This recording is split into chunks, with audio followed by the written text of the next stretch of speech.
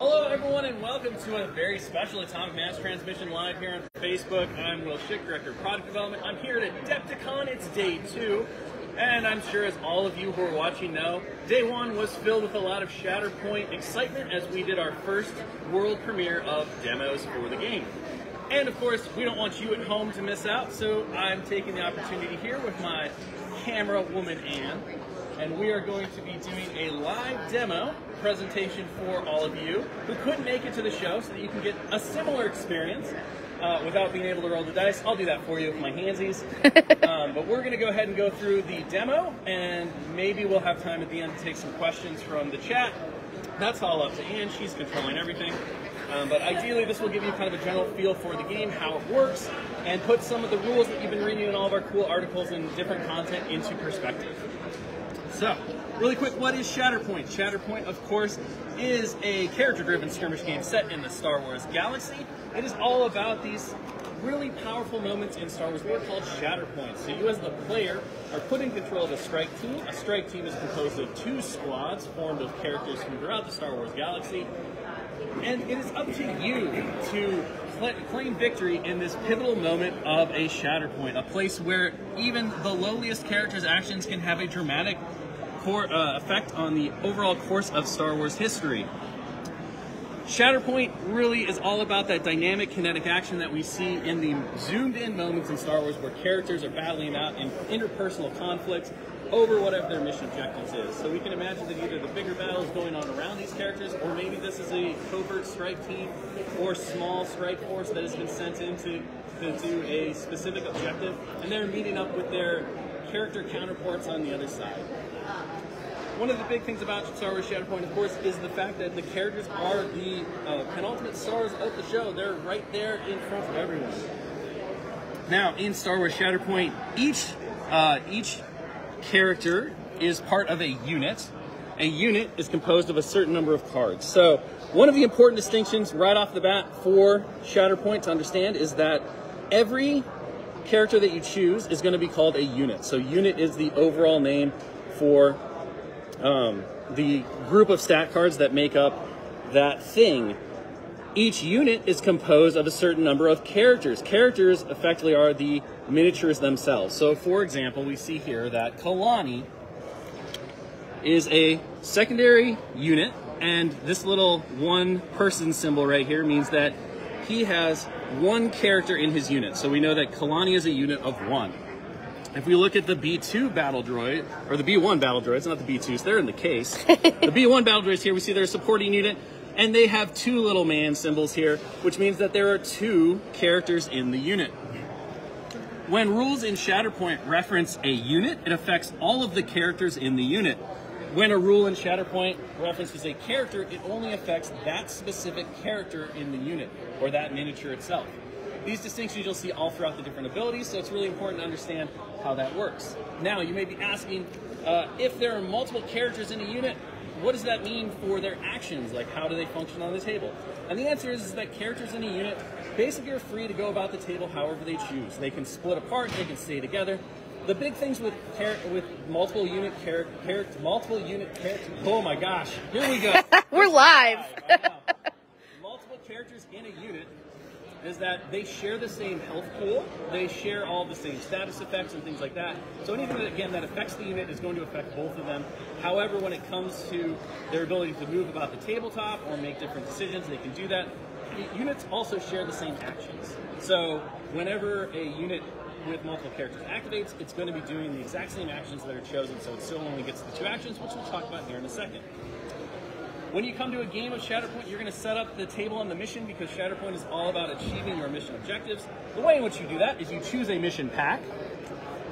In the core set, the mission pack is always going to be shifting priorities.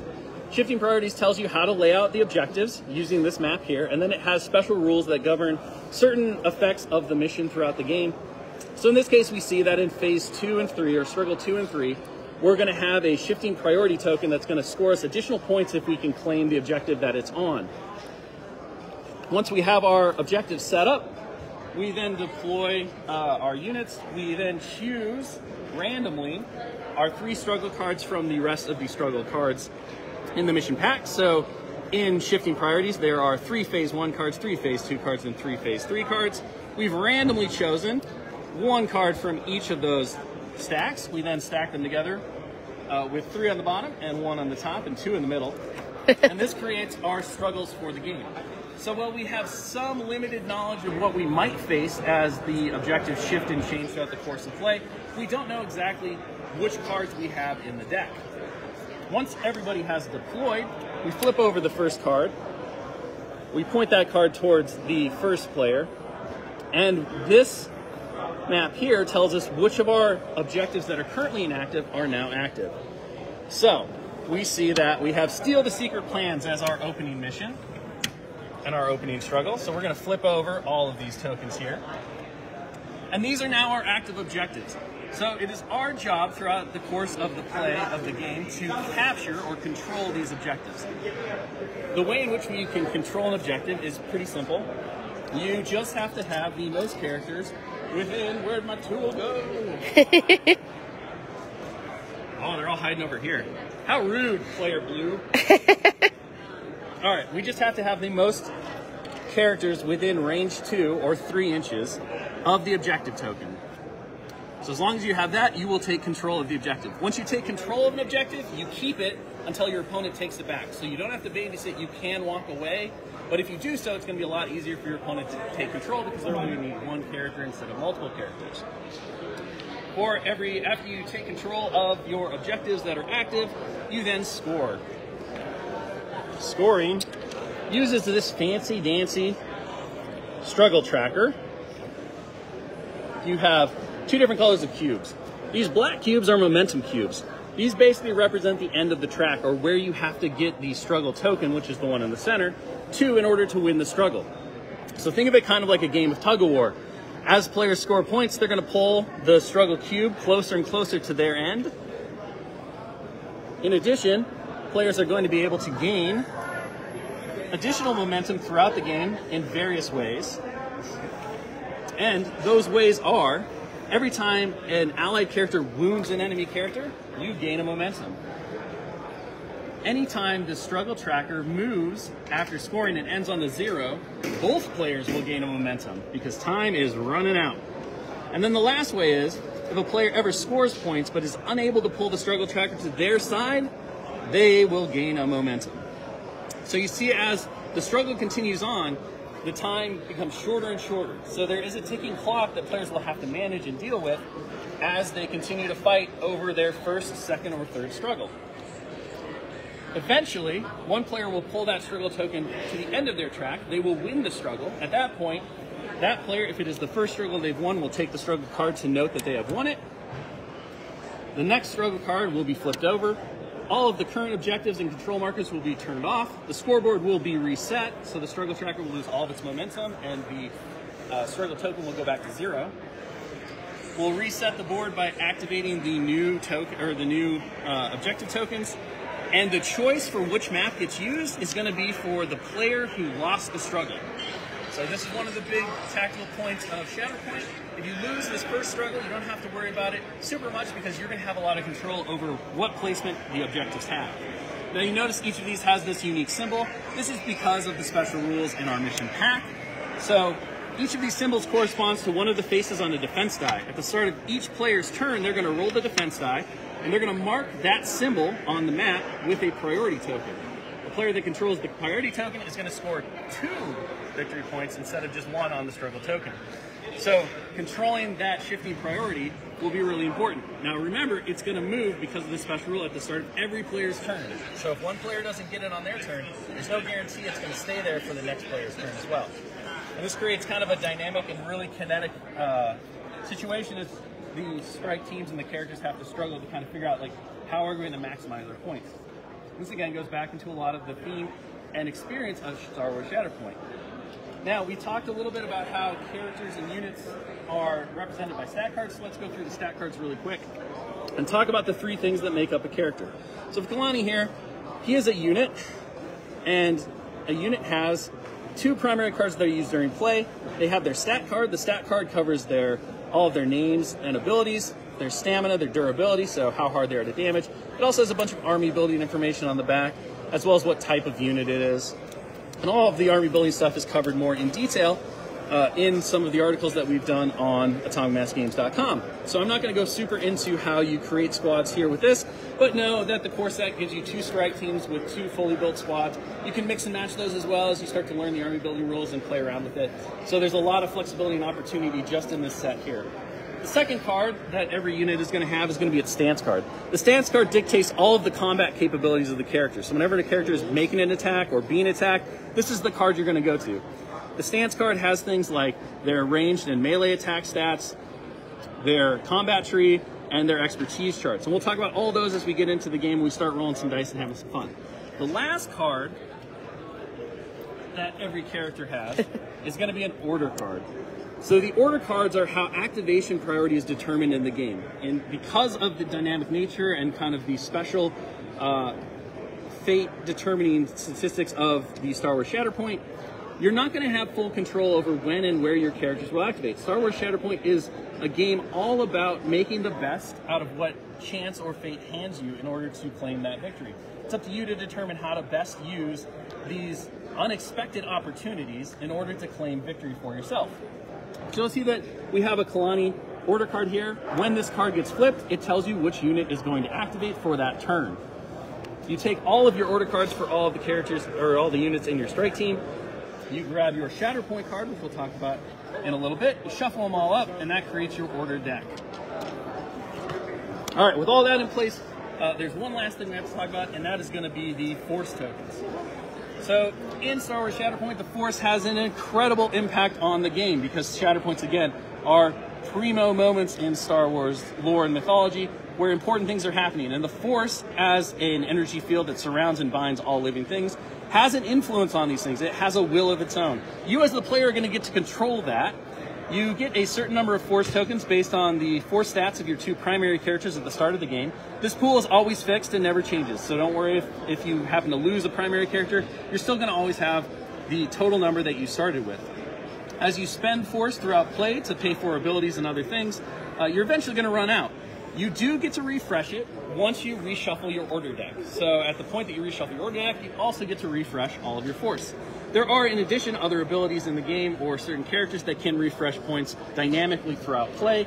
But in essence, you know how much Force you have to use, you know when it will automatically reset, so it's your job to determine how to spend it to the best of your ability. Now, an important note about Force, this is not the representation of Force like is commonly seen often where this is like the direct manipulation, the forceful like creation and control of this energy field. It's not the Jedi or the Sith using things to like push or pull or whatever.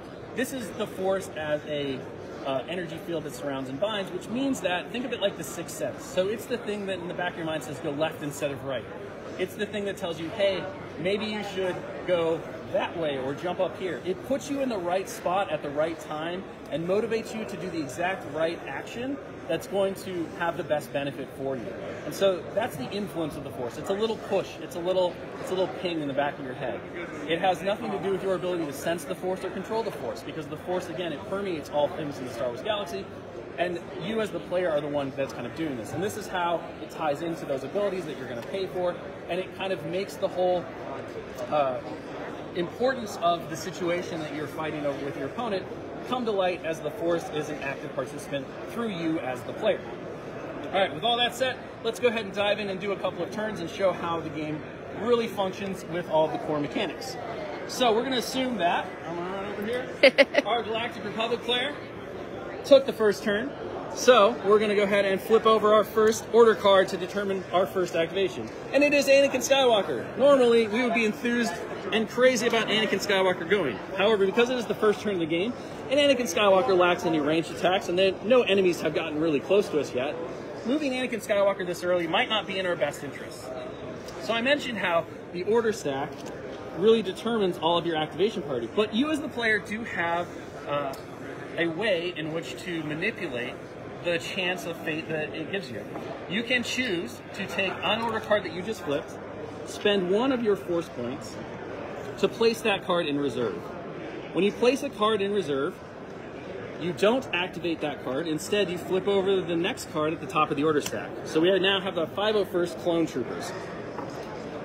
The card that we place in reserve will remain in reserve until we choose to play it at the start of one of our turns. So, in any future turn, instead of playing the top card from my order deck, I can choose to play the card in my reserve stack instead. Now, you can only ever have one card in reserve at a time. So as long as Anakin Skywalker stays in this reserve spot, I can no longer reserve cards, even if I desperately want to. Once I play Anakin Skywalker from reserve, however, I am then free to spend another force point on any of my card flips and place that card in reserve. So this is another tactical choice that you're going to have to make. One of the great things about pulling a character early is that you can put them in reserve and you can hold them until you feel like you absolutely need them. But as long as that character remains in reserve, you're stuck with your order deck priority and the way in which chance is going to give you those things. So knowing how to manipulate and when to choose to reserve and not to reserve is going to be a huge thing as you begin to learn and develop into the game strategies. We have our 501st Clone Troopers though, so we're going to go ahead and activate those now. We're going to go ahead and pull out their stat cards just so we can see what's going on. So my first goal here is going to be to capture some objective points. So my goal is going to be to move our Clone Troopers here and here to take these 2 points. When a character activates in Star Wars Shatterpoint, you don't have to follow me when I run around and get my tools that I left behind. That just makes me look foolish. Alright. So, when a character in Star Wars Shatterpoint activates, it gets to do 2 actions. Actions are move, where it can make an advance using this tool here. Alternatively, it can climb if it needs to go up elevation, which uses the shorter tool here. And we'll talk about how that works here in a second. It can make an attack using either a ranged or melee weapon that it has. And those are the 2 actions that you're going to want to use the most. There are a couple of other actions, though, that you can also use. They're free, and they're all very situational, but they're useful depending on the situation you find yourself in. You have... Oh, I'm just throwing tools around. No! Pan to the table. Pan to the table. Don't show my shame. Okay. You have the focus action. Focus is an action that you can take that gives you an additional attack die on your next attack that turn. So you shouldn't focus, or it's not beneficial to focus if you're not going to make an attack on a turn, because it only lasts for that activation. You can't bank a focus action basically, but it's a good way to hit harder and increase your odds of success on an attack. You can recover. Recover is an ability that allows you to remove 1 damage point or 1 special condition from yourself or someone within range 2 of you. And the last one is you can take cover. Take cover allows you to push the character 1 inch in any direction. We'll talk about how pushing works in a second. And you gain a hunger token. A hunger token gives you +1 defense die against ranged attacks. And it does stack, so having multiple hunger tokens and cover can make you very tanky against ranged attacks. With all that in mind, we're going to go ahead and we're going to start moving our clone fellows here into their objectives that we want to control. So, at its very basic, movement in Shatterpoint is really simple. You place the cupped end of the tool against the base of the character that you want to move. You pick up that character. You can, of course, bend the knuckle however you'd like as well. So let's just do that, just for funsies. You pick up the miniature, and then you place it anywhere touching the tool. So this is a legal placement, this is a legal placement, this is a legal placement, this is a legal placement, and this is a legal placement, and this is a legal placement. So as long as you place the base touching the tool, it's a legal placement. Now, there are a couple of things that do affect movement. One of the biggest ones is elevation. So you'll notice here that we have these nice big buildings and these gantries. And elevation in Shatterpoint is really important for a lot of different reasons. But one of the biggest ones is how it dictates and defines movement. A character's elevation band, or the range at which it can hop over things, is determined by using the range 2 tool. So from the bottom of its base to the top of this tool is 1 elevation band. A character can freely move over anything that's within its elevation band, and it can also melee engage anything within that elevation band. So you'll notice that cleverly, the buildings in Shatterpoint and the gantries in Shatterpoint are slightly taller than the range 2. Sometimes you get lucky. So this means that this platform up here and these platforms here are at a higher elevation than our current clone trooper is. That means that even though I can effectively place the template of a normal advance and have it end up here, legally I'm not allowed to do that because I would be ending at a higher elevation. Now when it comes to terrain, it's really important to note that terrain works the way you think it should work. And it does that through a series of rules that I'm not going to go super in depth to explain, but effectively every terrain piece has a couple of different defining traits. There is, can I move through it or can I not? And can I see through it or can I not? And as long as you can answer those questions before the game begins, you'll know exactly how it functions during plays. So this building here, for example, we know we can't move through it because it's solid, and we know we can't see through it because we don't want to see through a solid building. That'd be weird. These gantries, however, we can clearly see that things can move through them, as I break the whole table, because that's what I do. So we can clearly see that we can move through these gantries. We can also tell that we want to be able to see through these gantries as well. So this can be moved through and it can be seen through. Now just because you can move through it doesn't mean you can end on top, because you can never place your character on a higher elevation than they started unless they're doing a special movement that allows that. So you can move under the gantries, you can end under the gantries, you can also see through the gantries. So it works exactly like you would think it would. And this allows for a dynamic range of tables, and it also makes terrain and elevation have a much wider impact on the game.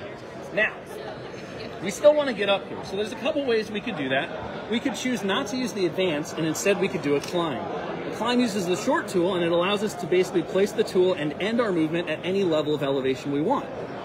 However, that's not going to get us there. We're too short, so we can't climb up there. We can't reach there. Instead, what I'm going to do is I'm going to use these ingress points. And you'll notice that Shatterpoint comes with a lot of ladders. These ladders are known as ingress points. Ingress points can be ladders, they can be ropes, they can be elevators, they can be stairs. Whatever's on your table that you feel like needs to allow characters to be able to traverse up and down freely. When using an ingress point, whenever a character ends a movement within range 1, and range 1 is always the short end of any of the range tools of an ingress point, it may place itself within range 1 of the top of the ingress point. So ingress points become really important zones that you want to control and be aware of, because they allow that traversal of elevation very quickly and easily. Alright, so we've got our first action done. Both of our clone troopers have moved. Remember that multiple characters in the unit share the same action. So even if this clone trooper didn't want to move, his action would be spent with the unit, because the unit is making the action, not the characters. We'll take a quick look at our control because we want to take these points, and we see that we are just outside of it. Bummer. That's okay though, because our clone troopers have an active ability called defensive maneuver. So let's dive in really quick and talk about abilities. In Shatterpoint, there are 3 specific types of abilities. There are active abilities. They're denoted by this little pointy arrow down. Active abilities can only be used on the unit's activation. So the unit has to be active, hence active ability, to be able to use the ability. There are reactive abilities, this little double circle arrow thing. Reactive abilities always happen during a triggering event. That means that the rule itself will tell you when the reactive ability can be used. Active and reactive abilities always have a force cost. The force cost is denoted by the symbols after the name. So for example, defensive maneuver costs 1, coordinated fire costs 0. Why does it matter they cost 0? We'll talk about that when we talk about wounds and damage, but it does really matter. The last type of ability is innate. Innate abilities are this little circle with the line. Innate abilities are always on and always free. So effectively, they're just always in play, and they do what they say they do.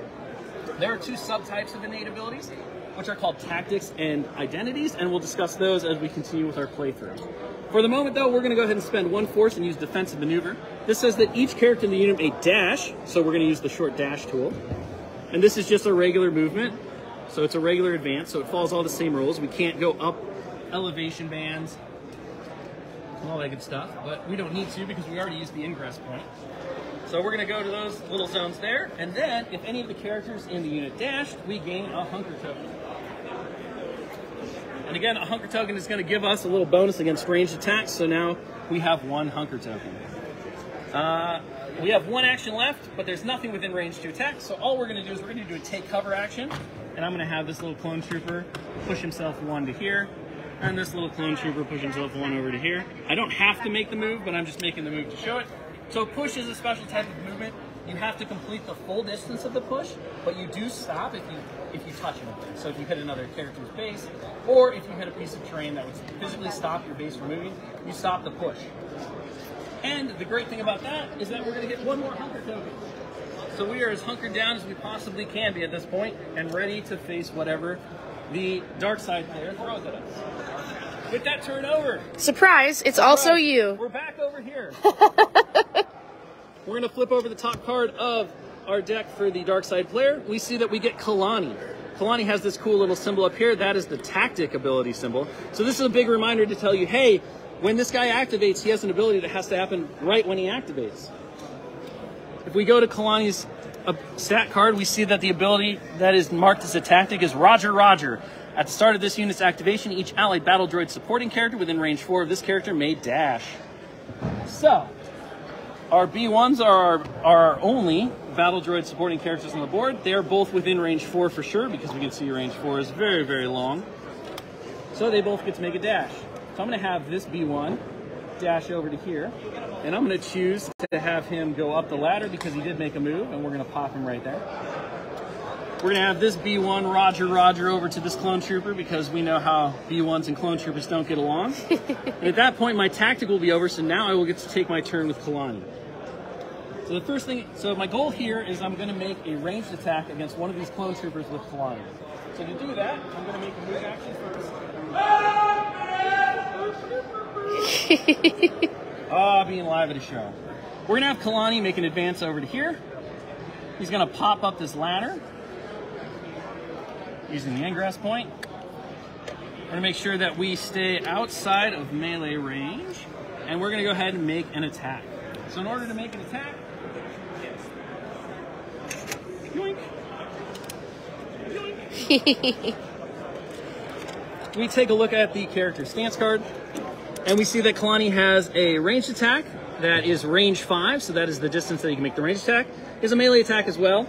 Melee attacks never have a range band because they always use the range 2 tool. So 3 inches away is always melee. We are not within melee with the clone trooper, so we can use our ranged attack. So we see that we have range 5. Take a look. Oh, we got him. Definitely in. The first number in the stat block is the attack dice. So we're going to roll 7 attack dice. And when we get attacked by a ranged attack, we would roll 4 defense dice. So we're going to grab our 7 dice. 1, 2, 3, 4, 5, 6, 7. So we have 7 attack dice. But before we finish making our dice pool, we're going to notice that we have this rule called target concentrate all firepower. When an allied battle droid character makes an attack, if the targeted character is within range 4 of one or more other allied battle droid characters, the attacking character adds 1 die to its roll. Hey, guess what? Our Roger Roger and B1s are going to help us with supporting firepower, so we're going to get to add 1 extra die to this roll. We're going to go ahead and roll our dice,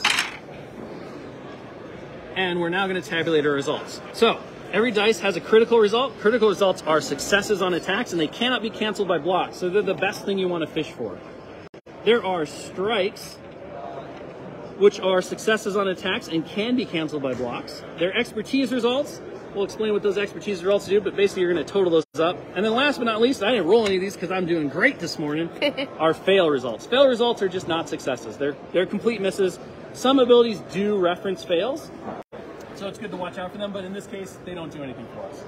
So what do we do with these expertise results? Well, expertise is a really unique way that we show how characters are skilled with different weapons and how they can basically use their training to enhance their combat capabilities. So we add up our number of expertise results here. We see we have 2. We go to our E5 blaster rifle and we find the range band that has the number of expertise we have. So in this case, we got 2+. So we're going to go here and we see that we add 1 crit and 2 strikes to our roll. So this is pretty phenomenal. This is what makes Kalani a true killer right here. So the end of our result is that we have 2 crits and we have a total of 7 hits. Couldn't have gone better. Our clone troopers now have to make a defense roll.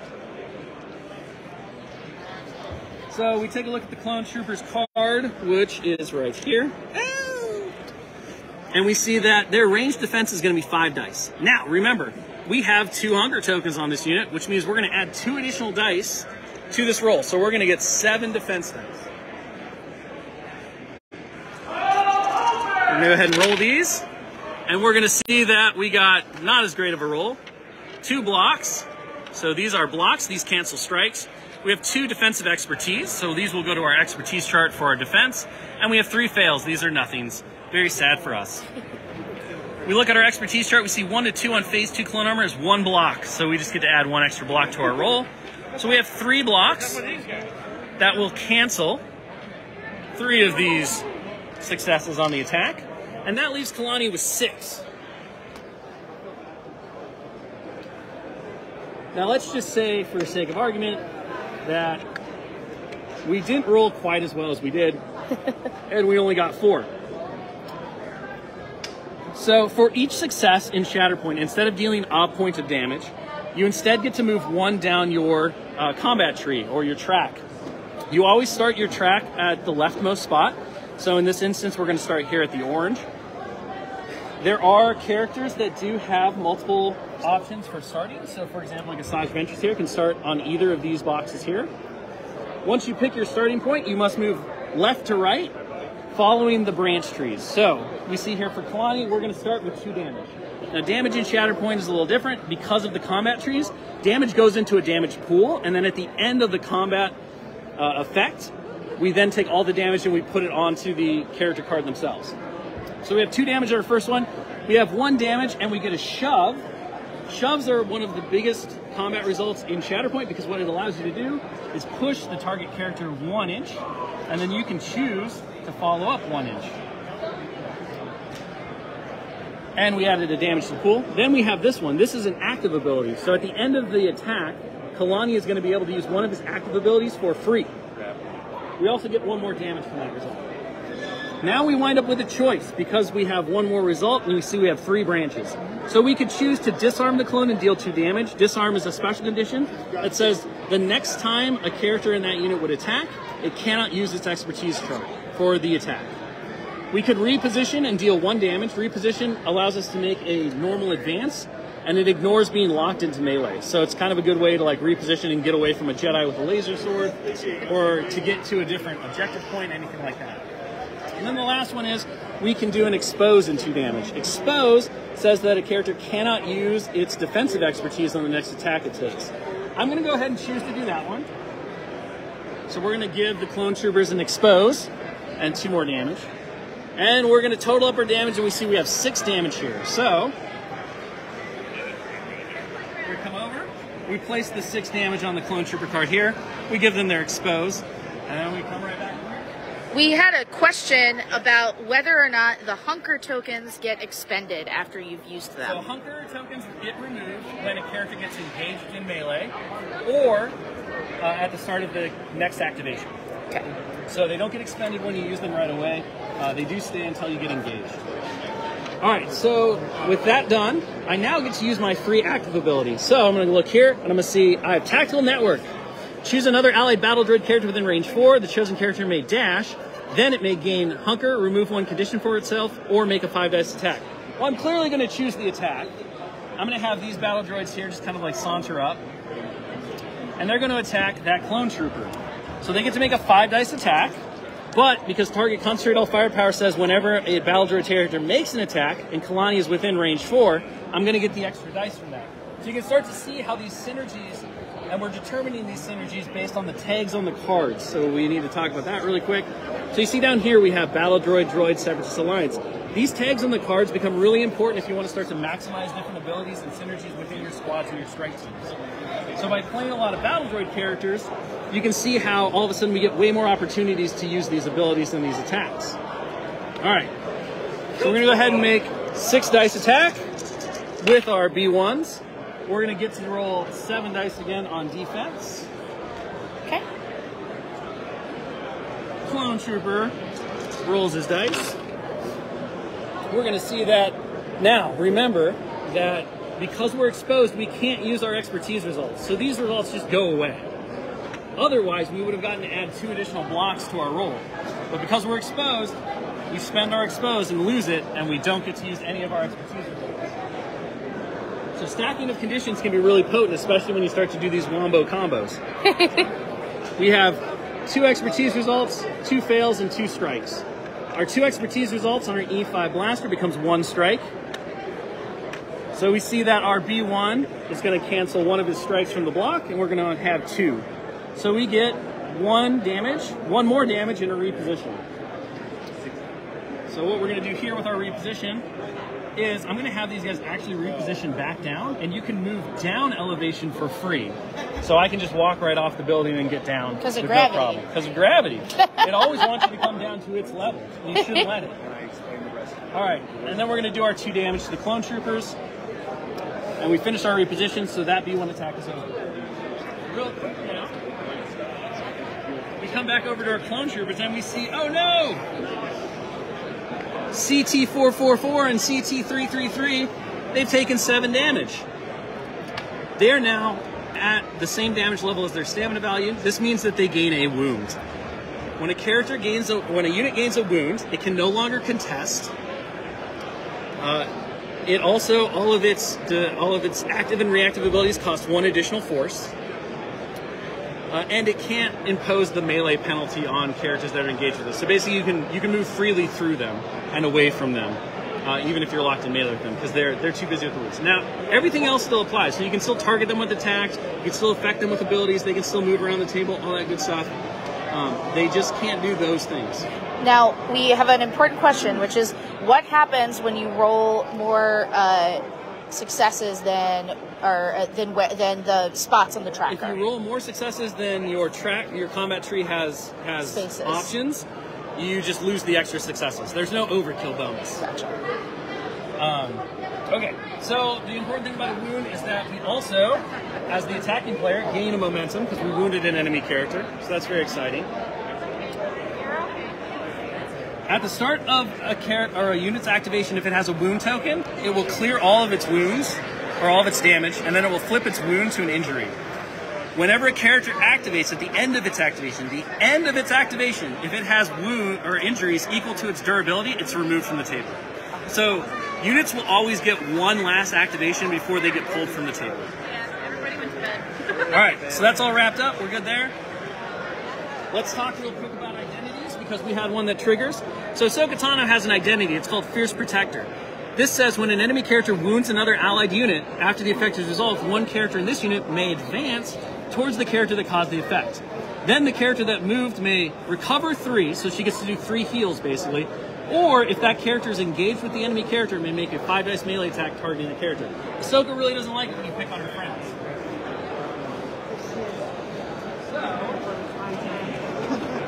Come to me tool.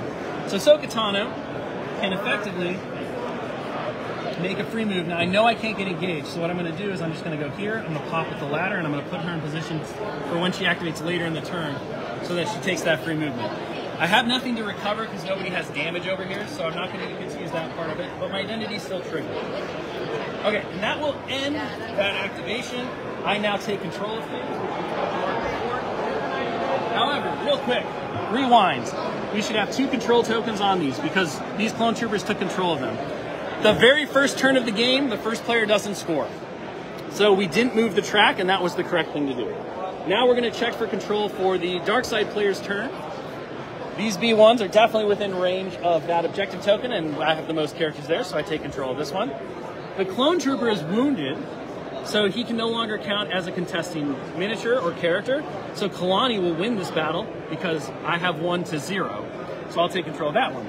Now, because it's no longer the first turn, I will score 1, 2, and my turn will be over. All right.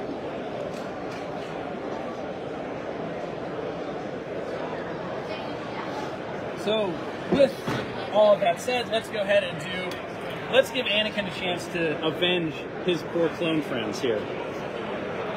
So we're going to activate Anakin.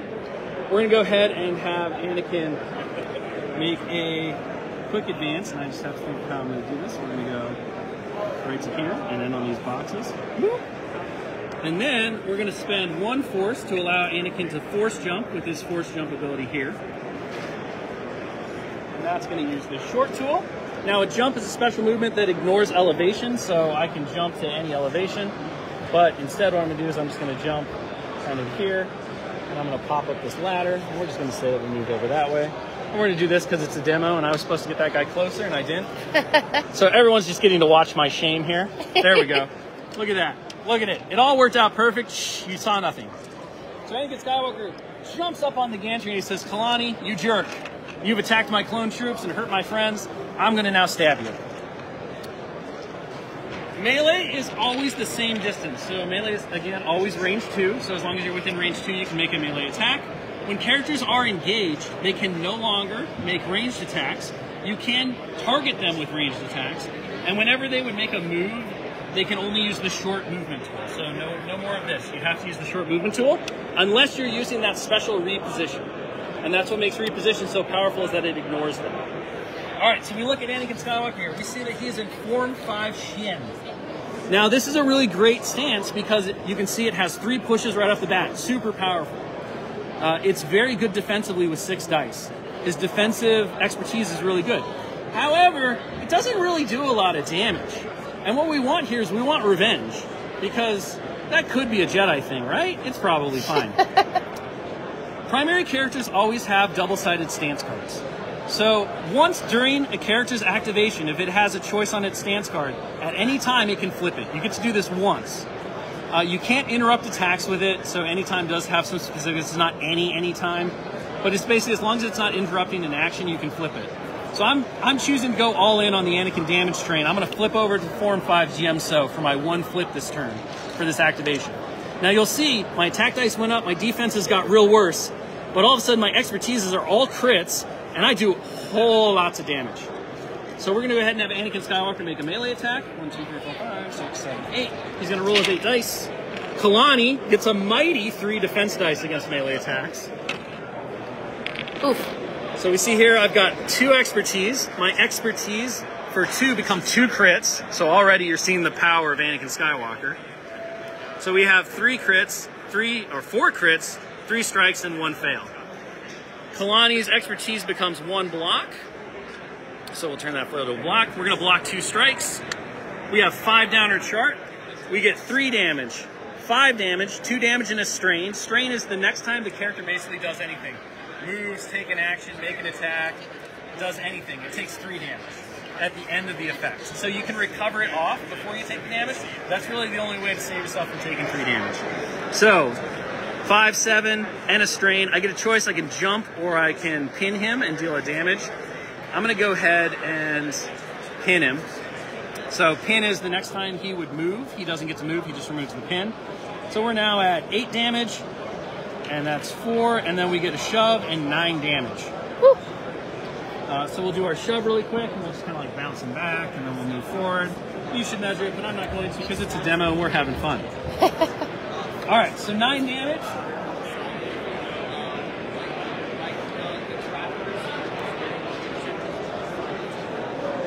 So much damage, I didn't even have it out.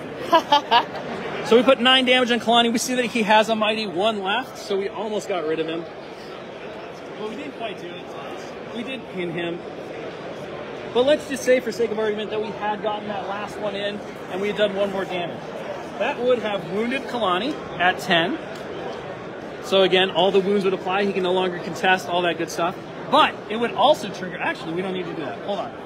Because it's a demo and I have more time than we normally do, I want to show you something else. All right.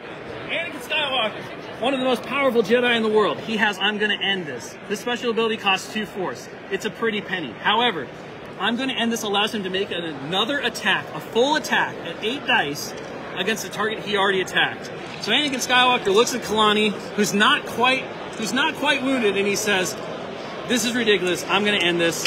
He rolls another 8 dice attack. 1, 2, 3, 4, 5, 6, 7, 8. So we got a crit. We got these 2, which become 2 more crits. So we're definitely going to get that 1 damage we needed. Got a fail. We got that. Kalani rolls his pathetic 3 dice and gets 1 block. So we're going to go down our chart quite a bit here. We got 5 again. So already we're going to do enough damage because we only need 1. So 1, 2, 3. Now, if he gains strain again, if a character or a unit gains the same condition it already has, it just turns into 1 additional damage. We're going to have Anakin jump just because he wants to be cool, and then we get to shove 1 more time. Get out of here, Kalani. I don't want to jump to here. Amazing. All right. So Kalani's now wounded. Why was that important? Because this is where the fun begins. Anakin Skywalker's identity says, when a character in this unit wounds an enemy primary unit, or an enemy secondary unit, after the effect is resolved, move the struggle token 1 space closer towards your momentum. Now, if I had managed to also wound a primary character, every Galactic Republic character in my strike team would have gotten to recover as well. So, Anakin Skywalker, the identities really tell you what the characters themselves want to do. kind of defines their role within your force, and it's a guiding light. So Anakin wants to take on the big generals, the leaders of the force. Asajj Ventress just wants to go murder things. Every time she deals a wound, her identity goes. Ahsoka Tano's really focused on protecting her allies. Darth Maul does crazy things that only Darth Maul, or Lord Maul, excuse me, he's not a Darth anymore. Lord Maul can do. We have a question about stances. Yes. Do you get to choose the stance that you start on at the beginning of the game? Okay. Yep. You choose which stance side you want face up at the start, and then you can switch it during your activation. Thank you. All right, so with that, we've gone a little extra beyond. We would come back over here. And, assuming that our cards are right, we would flip over a card and we'd be like, it's the Shatterpoint! Whoa! Okay, so this card is the Shatterpoint card that we briefly talked about earlier, but I'm going to explain it real quick. Shatterpoints are the most powerful cards in your deck because they're a wild card. You can use this card to activate any unit you want in your strike team. That includes units that have already had their cards revealed or units that haven't had their cards revealed. So this thing gives you the ultimate choice in what you're going to do and how you're going to function. Real quick, we're going to have Asajj Ventress go because she wants revenge for Kalani. We ruined her favorite droid. She's going to go ahead and make an advance. She's going to go to here.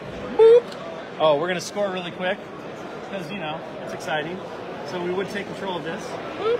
Nice. And we would score 2. And then she's going to go up the ladder. And then she's going to use Dathomir and Dexterity. And she's going to jump to here. Boop. Get in the mix. And then because you can only typically use abilities once per activation, so Dathomir and Dexterity says you can use it twice, which is super cool for Asajj Ventress. She's going to use it again just to discombobulate Anakin. Boop. And then eventually she would make an attack, choosing her form, using all of the rules that we just did. And we end with the iconic gantry fight that all Star Wars needs to have. Not a handrail in sight. Not a handrail in sight. All right, so that is the demo experience with a little something extra and a lot of chaos because it's the start of the game, and I only have 2 hands. For Star Wars Shatterpoint, I hope it put a lot of the rules in context for you. I hope that you see kind of how the emergent strategies and how the game flow starts to go. We would fight back and forth over and over again until eventually somebody, let's say the Galactic Republic because I'm partial, pulled its struggle cube all the way to the end of the track. At that point, our Galactic Republic player would win the struggle, claim the card. We would then go to our struggle deck. We would flip over struggle 2. Our dark side player would get to choose which map they wanted to use. In this case, I might say, okay, this one looks like the best for me because it puts me in the best thing. Everything else turns off and the control tokens go away. Boop, boop, boop, boop. Boop. And that one would stay on. And because it's shifting priorities and the mission rules tells us this, we would then at the start of my turn, because remember the Republic player wins on their turn, so now I get the first chance to score on my turn. I would roll a defense die. I would say the fail, which is not great for me, so it's going to be this one is the priority token. So if I can score this, I get 2 points instead of 1. And we would continue to play with everything where it is.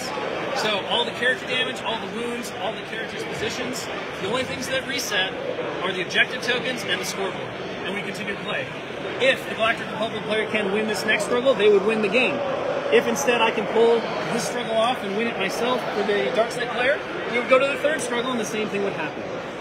After the 3rd struggle, somebody's going to win, and they're going to claim the Shatterpoint. All right, so with that, now we have completed the whole discussion, showing you how the whole game goes.